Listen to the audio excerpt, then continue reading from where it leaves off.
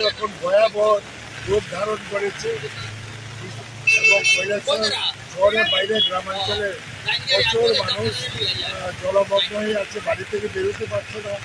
বাড়িতে প্রায় বুক পানি জল এবং এখানে যে প্রশাসন থেকে বিশেষ করে ম্যানেজমেন্টের অবস্থা আরও করুন। তাদের যে নৌকাগুলো ফান করা বেশিরভাগ নষ্ট, সে কারণে মানুষ এবং শহরে জল ঢুকেছে। লক্ষ্মীছড়ার সুইচ গেটটা নষ্ট আছে, এটা ঠিক করে নাই। বারে বারে বলা সত্ত্বেও ওই সুইচ গেটটা মেরামত করে না, যার ফলে নদীর জলটা ঢুকছে। এখন শহরের উপরে জল, এটা নদীর জল ঢুকছে আর এখানে সুইচ গেটটা ঠিক করে নাই।